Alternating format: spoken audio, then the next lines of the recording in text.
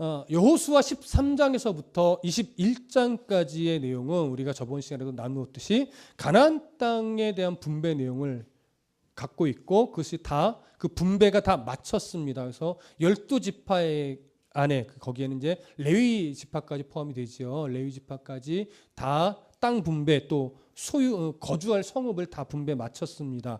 7년간의 가나안 정복 전쟁을 끝나고 땅 분배가 끝난 시점에서 이제 여호수아는 누구를 부르냐면 요단 저편을 기업으로 삼고 있는 지파들, 그러니까 바로 요단 동편이 되는 것이죠. 요단 동편을 기업으로 삼은 르우벤 지파와 갓 지파와 므낫세 전체가 아니라 므낫세의 반만, 그래서 므낫세 반지파라고 호칭을 합니다. 그래서 세 지파라고 불러도 되지만 두 지파 반이라고 보통 호칭을 해요. 두 지파 반지파 이렇게. 그래서 그 땅을 기업으로 받은 자들이 이제 돌아갈 시간이 됐어요. 다시 요단 서쪽에서 요단 동편으로 요단을 건너 돌아갈 때가 됐습니다. 그래서 그들이 돌아가기 전에 여호수아는 그들을 불러 모아서, 이 불러 모은 사람이 몇 명이 되는 거냐? 한 4만 명 되는 거예요. 4만 명의 사람이 군인으로 말하자면 뽑혀져서 그들이 가나안 서편에서 정복 전쟁을 해야 될 다른 지파들과 함께 싸웠던 거죠. 그 4만 명가량을 다시 불러 모아서 그들에게 권면을 해주는데 결국 무슨 내용이냐면 여호와만 섬겨야 된다. 너희들이 요단강을 건너 동편 땅으로 가더라도 거기서도 놓치지 말고 지금처럼 여호와의 말씀을 순종하고 여호와만 섬겨라. 이러면서 돌려보내는 거죠.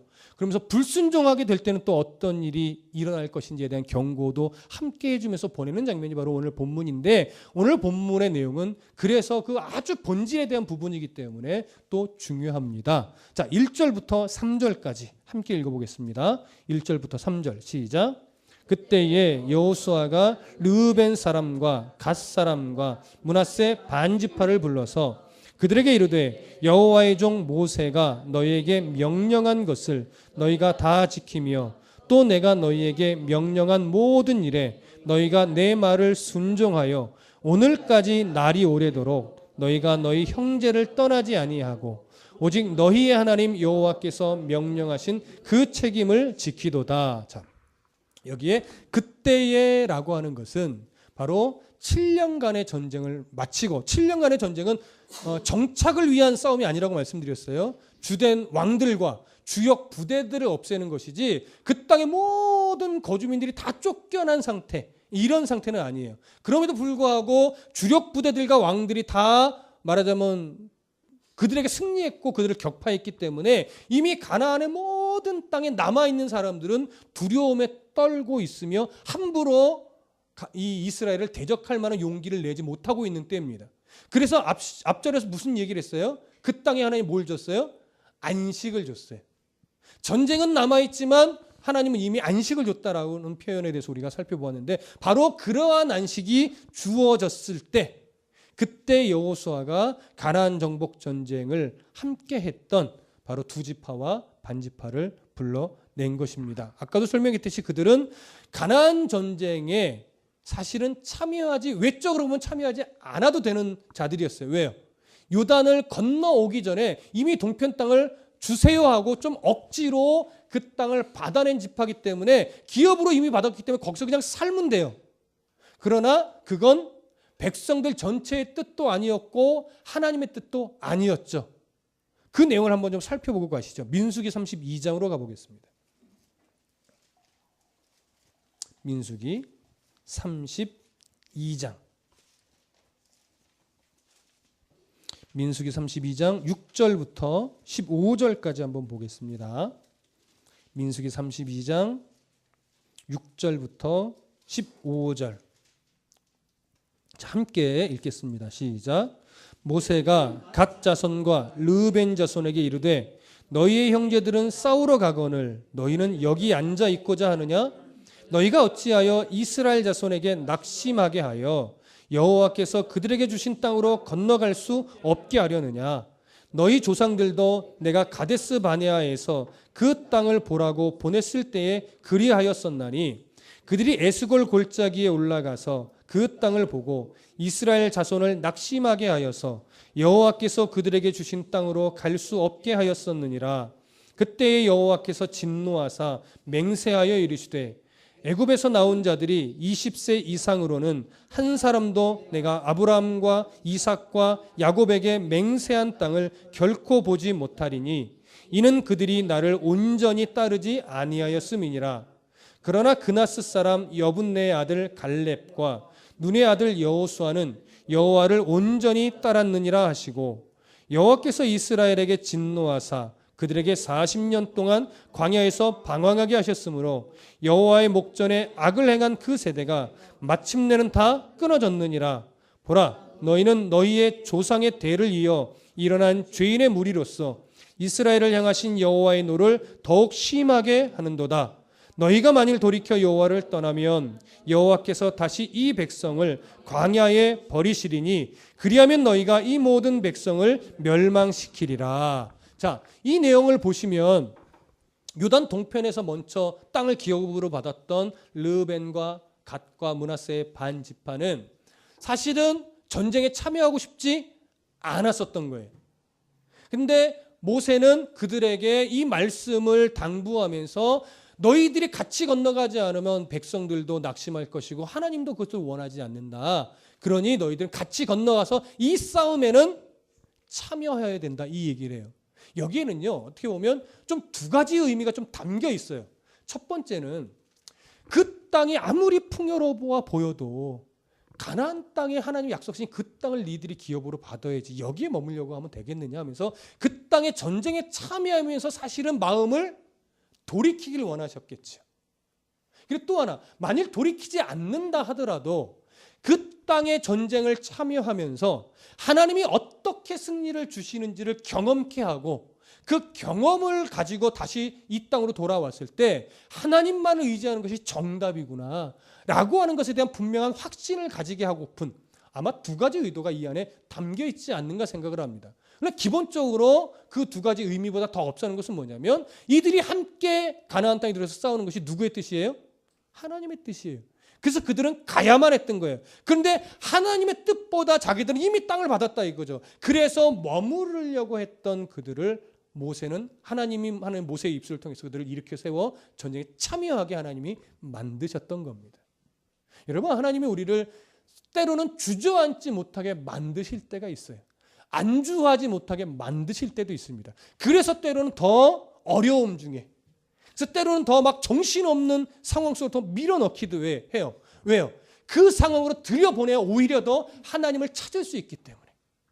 그게 이상하죠? 성도라고 하는 존재들도 결국은 죄인의 옛사람의 습관을 버리지 못한 자이기 때문에 부자였을 때 하나님을 잘 만나지 못한다는 것을 성경은 계속 증언해요. 평안할 때 신앙이 자라지 않는다는 것을 성경이 계속 증언한단 말이죠. 오히려 풍랑 속에 밀어넣어야 결국 하나님을 찾고 고난 중에 밀어넣어야 하나님을 부여잡더라. 이게 성경 전반에 걸친 사실은 성경에 증언하고 있는 바예요. 그게 뭐 때문에 그래요? 우리 안에 있는 죄의 영향력 때문에 그렇습니다. 죄의 영향력은 성도를 안주하게 만들고 그냥 그 자리에 주저앉게 만드는 것이 사단의 전략이에요. 여러분, 오늘날 사단의 전략은 결코 여러분들을 교회 못 가게 만드는 걸로 역사하지 않습니다. 성경을 못 읽게 하는 데 있지 않습니다. 오늘날의 사단의 전략은요, 교회를 나가되 교회에 매이게 만들어요. 교회를 나가되 목사에게 매이게 만들어요. 교회를 나가되 교회를 화려하게 하는 것이 1순위가 되게 만들어요. 교회를 나가되 하나님으로부터 뭔가를 뜯어내는 것을 목적으로 삼게 만들어요. 그래서 신앙을 왜곡시키고 변질시키고 때로는 심하게 표현할게요. 신앙을 타락시킵니다. 근데 그게 타락인 줄 몰라요. 이게 사단의 전략이에요. 그래서 오늘날 우리가 이러한 사단의 전략에 말려들지 않으려면 어떻게 해야 돼요? 성경을 성경답게 봐야 돼요. 신앙이 뭔지에 대한 분명한 그 본질을 성경 안에서 찾고 발견해야 돼요. 우리나라 한국교회가 지금 위험한 수준으로 오게 된 이유가 뭐냐면 전통과 정통을 구별하지 못해서 그래요. 교회의 전통이 꼭 성경적일 수 있는 건 아닙니다. 성경적인 건 아닙니다. 그러나 교회 전통이 신앙을 더 신앙답게 만드는 데 도움이 되는 것도 있지만 교회 전통이 오히려 신앙을 율법주의로, 형식주의로, 기복주의로 만드는 경우도 있더라는 거죠. 근데 그게 전통이라는 것에 사로잡히면 그것이 잘못된 것인지를 모르니까 끊어내질 못하는 거예요. 그래서 성경을 바르게 보다 보면 어느 순간 이건 그냥 전통일 뿐이지 성경에서 가르치는 본질하고는 상관없는 거구나, 이걸 알게 돼요. 그러면 과감하게 뭐 할 용기가 생겨요? 끊어낼 용기가 생기는 거죠. 그러나 신앙이 유익한 거라면 끝까지 붙잡을 수 있어야 돼요. 그런 차원에서 새벽 예배는 좋은 겁니다. 근데 새벽 예배의 위험성은 뭐예요? 내가 새벽 예배를 드렸어라고 하면서 새벽 예배를 드렸다는 자체가 나의 신앙의 어떤 우월감으로 작용하면서 새벽 예배도 드리지 않는 것들, 이런 식으로 비교로 가게 돼요. 그러면 그건 잘못된 전통에 휘말리는 겁니다. 그래서 우리 교회는 특별 새벽 기도를 그래서 안 하는 거예요. 왜요? 특별 새벽 기도 내가 요번에 결석 안 했어. 그게 뭐예요? 그게 결석 안 한 게 뭐 중요해요? 한 번을 나오더라도 나와서 정말 하나님과 깊은 교제를 하는 게 더 중요하죠. 새벽 예배 못 나오더라도 뭐가 더 중요해요? 내가 늘 하나님과 깊은 교제를 내 삶의 순간순간에 하고 있는가, 그게 더 중요해요, 여러분. 근데 우리는 그런 아주 하나님이라는 그 중요한 본질을 다 놓치고 뭘 했냐 안 했냐로 자꾸 흑백 논리로 가죠. 그러면서 한 자는 우월하고 하지 못한 자는 뭔가 신앙이 낮은 자처럼 여기게 되죠. 그것은 잘못된 전통입니다. 말씀을 가지고 그것으로 내가 신앙의 바른 몸부림을 하고 있으면 그게 진짜 좋은 신앙입니다. 그런 전통에 사로잡히지 마시고 성경 안에서 말하고 있는 진짜 본질, 중심이 뭐냐, 그걸 늘 함께 찾아가시면서 그것을 붙잡을 수 있는 건강한 신앙이 되기를 소원합니다. 자, 지금 이 두 지파와 반지파는 그런 이제 위험에 놓여 있는 거예요. 왜냐하면 이제 돌아가게 되면 무슨 위험이 도사리냐면 그 요단 동편은요 정말 풍요로운 땅이에요. 그들이 이 땅을 기업으로 주시면 안 되겠습니까? 라고 요구한 이유가 뭐냐면 정말 그 땅은 눈에 보기에 너무 풍요로워요. 가축을 치기에 너무 좋아요. 물이 넉넉해요. 그러니까 저 땅에서 살면 정말 우리가 빈곤하게 살지 않겠다, 이 판단이 드는 거예요. 그래서 모세에게 간청해서 우리는 요단 서편의 그 땅에서 기업 안 받아도 좋으니 여기를 좀 내게 주십시오. 그래서 모세가 하나님께 물었더니 줘라. 이게 뭐예요? 기꺼이 주라는 거예요? 아니요. 저놈들 고집 안 꺾을 거야. 줘라. 그러나 당부해라. 어떻게 거기서 살아내야 되는지 당부해라. 근데 역사적으로 보면요, 결국 그 땅에서 하나님을 잃어버려요. 결국은. 그래 지금은 자기들이 그럴 줄 모르는 거죠. 그러니까 여호수아가 이들에게 뭐라고 말하냐면 너희들이 그 땅에 가서 하나님의 말씀을 정확하게 지켜내라. 순종함을 칭찬하면서 여기서 순종하여 싸워서 경험했던 하나님을 잊지 말고 돌아가서 그 하나님께 온전하게 순종하기를 애써라. 그 내용이 이제 4절과 5절에 있는 내용이죠. 다시 오늘 본문으로 돌아가셔서 22장 4절과 5절을 함께 읽겠습니다. 4절과 5절 시작. 이제는 너희의 하나님 여호와께서 이미 말씀하신 대로 너희 형제에게 안식을 주셨으니 그런즉 이제 너희는 여호와의 종 모세가 요단 저쪽에서 너희에게 준 소유지로 가서 너희의 장막으로 돌아가되 오직 여호와의 종 모세가 너희에게 명령한 명령과 율법을 반드시 행하여 너희의 하나님 여호와를 사랑하고 그의 모든 길로 행하며 그의 계명을 지켜 그에게 친근히 하고 너희의 마음을 다하며 성품을 다하여 그를 섬길지니라 하고. 자, 여기 보시면 모세가 명령한 그 명령 그리고 율법을 잘 지켜 행하라고 아주 당부를 합니다. 이 당부가 어떠한 마음이었을지 여러분 좀 느껴지실 거예요. 그러면서 이 율법을 지키고 모세 입술을 통해서 증거했던 명령을 꼭 지키는데 그러면서 그 길에 늘 서 있으면서 너희의 하나님 여호와를 뭐하라? 사랑하라. 여기에 뭐예요? 조건이 있지 않아요. 근데 여기에는 이 표현이에요. 너희의 여호와 하나님만 뭐하라? 사랑하라. 하나님만 사랑해야 돼요. 그리고 그의 모든 길로 행하며, 하나님이 가르쳐 주시는 그 길 위에서, 그 길 위에 좋아 보이는 다른 것을 추구하지 말고 오직 하나님이 주신 것들만 바라고 기다리면서, 그리고 그의 계명을 지켜 그에게 친근히 하고, 이거 이제 잘 들으세요. 그의 계명을 지키면서 뭐하라면 그에게 친근히 하래요. 이 친근히 하다는 것은 앞에 뭐가 전제되는 거냐면, 모세가 너에게 명령한 그 명령을 지키면서, 그리고 율법을 행하면서, 그리고 너희의 여호와 하나님을 사랑하면서, 그리고 그 길 위에 있으면서, 그리고 그의 계명을 지키면서 여호와 하나님께 뭐하라고요? 친근해지라고요. 친근하다는 게 뭐냐면, 뗄래야 뗄 수 없는 부부의 그 연합된 상태처럼. 그래서 우리 보통 속담에 부부싸움은 뭐다? 네, 칼로 물베기다 라고 하는 표현처럼 부부의 사이는 뗄래야 뗄 수 없다 이거예요. 미워도 내 남편이고 미워도 내 아내고, 이런 아주 부부간에 기본적으로 갖고 있는 그 속성처럼 하나님과의 관계를 그렇게 유지하라는 거죠. 근데 왜 이스라엘 백성들에게 이 말씀이 필요해요? 그들은 조금만 자기에게 더 풍요롭다고 여겨지고 조금만 더 풍요를 주는 존재라고 여겨지면 그도 신처럼 어떻게 섬기려고 하는 그런 본성을 자꾸 가지고 있는 거예요.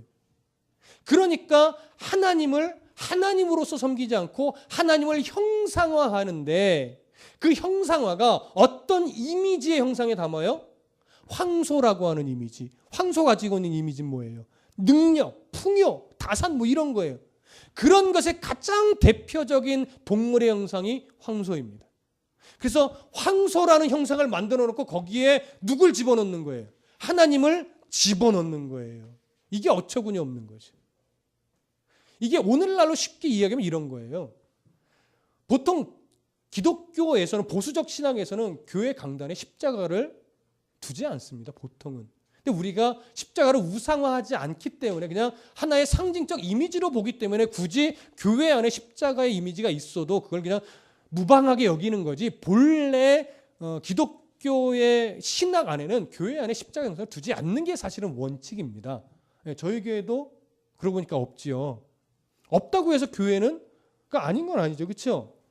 그러나 그 십자가의 형상을 잘못 이해하는 사람들은 어떻게 돼요? 꼭 홀로 조용히 새벽 시간 교회에 오면 뭘 바라보면서 기도를 하게 돼요? 십자가의 은은한 조명 하나 딱 비춰놓으면 다른 데는 다 어둡고 십자가 형상 하나에 아주 그 할로겐 조명 딱 비춰놓으면 왠지 그것만 바라봐도 마음에 뭐가 와요? 평안함이 오고 뭔가 기도하는 대로 다 들어줄 것 같아요. 근데 그게 정말 하나님만 바라본 순전한 믿음 가운데로 들어가는 경우도 있지만 왠지 십자가가 그걸 줄 것 같은, 나도 모르게 그렇게 막 생각한다는 건 아닌데 그런 이미지가 우리 안에 있단 말이지. 그렇게 되면 조금 이제 어긋나는 거예요. 틀렸다 이런 차원보다 좀 어긋나요. 근데 이런 신앙이 어디에 많아요? 일본에 많아요. 일본은 정말 모든 것들이 다 신이 되는 그런 문화다 보니까 일본의 성도들 중에는 정말 십자가를 바라보면서 십자가에게 기도하는 사람이 종종 있어요. 표현 의미 아시겠죠? 십자가에 달리신 예수 그리스도를 생각하며 그 예수 그리스도의 이름을 의지해서 기도하는 것이 아니라 십자가에게 기도한단 말이에요. 십자가에 뭘 집어넣은 거예요? 하나님의 능력을 집어넣은 거예요. 그래서 십자가를 섬기는 거예요. 황소에다가 하나님을 집어넣었다고요. 이태희 목사가 마치 여기에 불상을 얹어놓고 여기에 하나님을 집어넣은 다음에 이것이 하나님입니다 이렇게 말하면 여러분들이 아멘하고 이 불상에다 대고 기도하는 것과 동일한 거예요. 말이 안 되죠.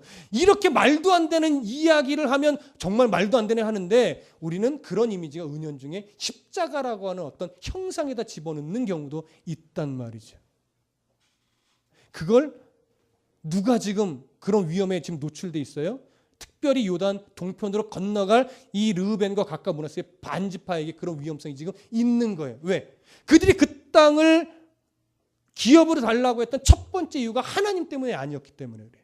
그 땅의 풍요로움 때문에 하나님이 주실 땅을 거절하고 이 땅을 주세요라고 말한 거기 때문에 여기서 아무리 하나님의 은혜를 경험했어도 막상 돌아가면 이제 뭐에 빠져요? 그 하나님은 다 잊어버리고 이제 이 풍요로움에 매여서 풍요로움만 말하면서 살아갈 가능성이 많아요. 그러다 보면 그 땅에서 살아갔던 원주민들이 이 풍요를 준 것은 이런 신이다라고 말할 때 정말 하면서 하나님 잊어버리고 그들의 신을 섬기게 될 위험성이 너무나 많기 때문에 여호수아는 이렇게 당부하지 않을 수가 없었던 것이죠. 성도는 그래서 힘겨울 때도 하나님을 더 잘 찾아야 되지만 뭔가 일이 잘 풀려나가기 시작할 때 그때 더 정신을 똑바로 차려야 됩니다. 이 풍요로움이, 이 형통함이 정말 하나님이 주신 게 맞을까? 나의 지금 하나님을 향한 이 모습이 하나님으로부터 이 풍요함을 받기에 바른 모습에 서 있는 자인가? 이 고민을 늘 하셔야 돼요. 그러면 하나님이 부어주셔도 뭐하지 않을 수 있어요? 교만하지 않을 수 있어요. 근데 그때 순간 하나님을 잊어버리면 그 사람은 풍요에 매여서 신앙생활을 돈으로 하는 사람이 됩니다. 그럼 그건 더 이상 신앙생활이 아니에요. 그냥 종교생활을 하는 게 되죠. 그러면 또 너무나 많은 시간을 돌아가게 돼요. 그걸 돌아가지 않으려면 걷어가신 것도 하나님의 은혜라면 이제 부어주시는 것도 하나님의 은혜라고 하는 분명한 본질을 정확하게 잡고 살아내셔야 돼요. 그러니까 여러분 잘 될 때 이 여호수아가 이들에게 했던 이 말씀을 꼭 기억하셔야 됩니다. 저도 그 여호수아의 마음으로 오늘 여러분들에게 권면하는 거. 왜? 여러분들이 다 잘 되실 것 같거든 지금. 제가 볼 때 사업도 잘 되고 우리 청년들도 직장도 잘 들어가고 막 그럴 것 같아. 왜? 하나님 앞에 끊임없이 몸부림치고 있으니 하나님도 이뻐서 때로는 주실 수 있잖아요. 기독교는 기복주의 절대 아닙니다. 그러나 성경 안에 기복은 분명히 있습니다. 제가 워낙 기복주의를 싫어해서 그 기복에 관련된 설교를 잘 안 해서 그렇지 분명히 기복은 있습니다. 그래서 더 조심해야 됩니다. 어느 때 더 조심해라?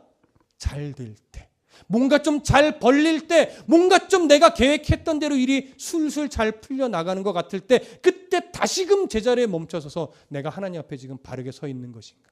내가 잘 판단한 것인가? 바르게 한 걸음 내딛고 있는 것인가? 끊임없이 하나님께 물으며 점검하며 걸어가시길 바랍니다. 그러면 실수하지 않으시겠죠. 그렇게 말씀 앞에 딱 붙들린다면 하나님이 여러분들의 형통함을 하나님이 사용하실 거예요. 저는 그때를 소망합니다. 하나님이 여러분들의 부요를 좀 쓰셨으면 좋겠고 하나님이 여러분들의 잘됨을 하나님이 좀 사용해 주셨으면 좋겠어요. 하나님이 동욱이 여기 영웅 형제나 지훈이 혜윤이 이런 청년들을 하나님이 잘되게 하셔서 하나님 믿음 안에서 잘될 때는 이렇게 쓰는 겁니다라고 하는 좋은 모델 있죠. 괜히 교만 떨어서 잘돼가지고 하나님 욕이나 먹이고 이런 식이 아니라 정말 예수 믿어 잘된 사람은 이래야 돼. 이런 모델이 좀 정말 되셨으면 좋겠어요. 잘 되라. 정말 잘 되셔야 돼요. 자, 그 아주 중요한 당부와 함께 또 하나 중요한 말씀을 하는데 6절부터 9절까지 보겠습니다. 6절부터 9절 함께 읽습니다. 시작. 여호수아가 그들에게 축복하여 보내매 그들이 자기 장막으로 갔더라. 므낫세 반지파에게는 모세가 바산에서 기업을 주었고 그 남은 반지파에게는 여호수아가 요단 이쪽 서쪽에서 그들의 형제들과 함께 기업을 준지라. 여호수아가 그들의 장막으로 돌려보낼 때에 그들에게 축복하고 말하여 이르되 너희는 많은 재산과 심이 많은 가축과 은과 금과 구리와 쇠와 심이 많은 의복을 가지고 너희의 장막으로 돌아가서 너희의 원수들에게서 탈취한 것을 너희의 형제와 나눌지라 하며 르우벤 자손과 갓 자손과 므낫세 반지파가 가나안 땅 실로에서 이스라엘 자손을 떠나 여호와께서 모세에게 명령하신 대로 받은 땅 곧 그들의 소유지 길르앗으로 가니라. 자, 그들을 보내면서 뭘 줬냐면 그동안 전쟁하면서 얻었던 여러 전리품들 중에 그들에게 그들의 몫을 상당히 많은 부분 준 거예요. 르벤의 몫을 주고 가색의 몫을 주고 또 므낫세 반지파에 그들의 몫을 줬는데 그 양이 결코 적지 않겠죠. 그 전리품을 주면서 네 거다 이렇게만 말한 것이 아니라 돌아가서 너희들은 여기서 치열하게 싸웠지만 또 그 가족이 있는 그곳에서 그 가족들을 지켜내며 또 너희들을 기다렸던 가족들 또 일부 군사들도 있었을 거예요. 그들도 너희만큼 거기서 치열하게 싸워낸 것이니 그들에게도 동일하게 그들의 몫을 뭐해라? 나누어 주라는 거죠. 무슨 의미입니까? 앞에서 뭔가 드러나게 일한 자만 잘한 게 아니라는 거예요. 그것을 묵묵히 뒤에서 뒷받침해주고 또 지켜봐주고 응원해줬던 사람도 동일하게 하나님의 은혜 안에서 함께 그 걸음을 걸었다라고 하는 거예요. 근데 어쩔 수 없이 교회 안도 사람들이 모이는 자리이기 때문에 누가 더 드러날 수밖에 없어요? 앞에 선 사람들이 더 드러날 수밖에 없어요. 제일 위험한 게 목사지요. 제일 많이 앞에서 서니까. 그러니까 목사가 여기서는 가장 위험하니까 목사가 제일 조심해야 돼요. 그 다음에 우리 교회는 아직 그런 리더들을 제가 일부러 많이 안 세웠지만 이제 조금씩 가면 갈수록 어떤 소그룹의 리더가 생겨날 수밖에 없을 거예요. 그때 그 리더들이 뭘 조심해야 되냐면 함께한 구성원들 막 앞에서는 같이 일하지 않지만 그냥 뒤에서 따라와 주는 사람들을 소홀하게 여기면 안 된다는 거죠. 모두가 다 동일한 거예요. 앞에서 인도해 가는 자나 뒤에서 따라가는 자나 성경 안에서는 자기의 역할을 잘하고 있는 거예요. 근데 우리는 앞에 서서 뭔가 열심히 하는 것처럼 보이는 자에게만 스포트라이트가 이렇게 비춰질 수 있어요. 그때 조심하라는 거죠. 그들과 함께 그 뒤에서 묵묵하게 받쳐주고 있는, 때로는 아우 좀 왜 이렇게 안 따라와 라고 여겨지는 사람도 있을 거예요. 그러나 그들이 또 있기 때문에 내가 열심을 낼 수 있었던 것이니만큼 때로는 답답한 사람이 왜 안 도와주나 속상한 사람이 생긴다 할지라도 그들 때문에 힘든 것이 아니라 나는 내게 주어진 역할을 내가 감당하는 것뿐이라는 것. 그 사실을 분명히 기억하고 오늘 너희들의 공동체 사람들과 동일하게 나누라 했던 것처럼 우리에게 주어진 은혜, 때로는 달란트, 때로는 어떤 복들 이런 것들이 함께 주의 은혜 안에서 동일하게 나누어질 수 있도록 그런 겸손과 그런 섬김이 일어나기를 소원합니다. 앞에서 그런 말씀을 했어요. 친근히 하라. 그러면서 하나 말씀하신 게 뭐냐면 마음을 다하며 성품을 다하여 그를 섬겨라 이 얘기예요. 이것은 전인격적으로 하나님을 섬기라는 거예요. 전인격적으로. 전인격적이라는 건 뭐예요? 삶의 모든 순간순간의 흔적을 가지고 하나님을 섬기라는 거죠. 그럼 삶의 모든 흔적들은 뭐예요? 율법을 지키냐 안 지키냐 이런 외적 행위에 초점을 맞춘 것이 아니라 율법이 가지고 있는 그 본질 이걸 말하는 거예요. 그 중심을 가지고 하나님을 섬기라는 건데 그럼 그 중심을 가지고 하나님을 섬기라고 하는 것에 대한 기본 베이스는 뭐냐면 성도를 사랑하라예요. 왜 성도를 사랑하라는 거냐면 마태복음에 있는 산상수훈의 결론은 딱 하나입니다. 하나님을 사랑하냐? 그러면 이웃사랑으로 증명해라는 거예요. 그게 산상수훈의 기본 골자입니다. 하나님을 사랑한다 하면서 이웃을 사랑하지 못한다면 그건 하나님 사랑하는 거 아니라는 거죠. 이런 시각으로 보니까 저는 참 사랑이 없는 목사예요. 그래서 지금도 사실은 하나님 앞에 되게 부끄러워요. 제가 여러분들을 사랑하는 것 같이 보이죠? 제 사랑 너무 조그매요. 정말 사랑하고 싶은데 사랑이 잘 안 가는 거죠. 여러분의 문제가 아니라 제 문제예요. 하나님 정말 저는 사랑하는 것 같은데 그만큼 여러분들을 못 사랑하고 있어요. 그래서 더 사랑하는 목사가 되어야 될 텐데 숙제입니다. 기도해 주세요. 근데 여러분들도 마찬가지예요. 여러분 하나님 사랑하십니까? 그러면 정말 그 사랑함을 이웃 사랑으로, 아내 사랑으로, 남편 사랑으로, 자녀 사랑으로, 부모 사랑으로 증거해야 돼요. 증명해내야 돼요. 근데 우리 그걸 잘 못해요. 그냥 나 교회 나왔어, 예배했어, 봉사했어, 나 신앙생활 잘하고 있어. 천만의 말씀이에요. 그건 신앙생활 잘하는 게 아니에요. 하나님 사랑은 주변에 나와 함께하는 이웃 사람을 향한 그리스도의 사랑으로 사랑해내는 그 싸움에서 결국 증명이 되는 겁니다. 오늘 여기서 마음을 다하고 성품을 다해 사랑하는 그러는 거예요. 그 기본 베이스를 가지고 하나님을 사랑하는 것이지 하나님의 말씀 성경 많이 읽는다고 하나님 사랑하는 거 아니에요. 성경 공부 많이 참석한다고 하나님 사랑하는 거 아니에요. 거기서 하나님의 사랑을 배워서 그 사랑을 내가 사랑하는 그 일상의 자리자리에서 증명해 내십시오. 그럼 하나님이 드러납니다. 하나님이 증거되어집니다. 그게 바로 전도입니다. 오늘 이러한 은혜가 저에게 있었으면 좋겠고 또 여러분들의 삶 구석구석에 배어 나왔으면 좋겠습니다. 기도하겠습니다.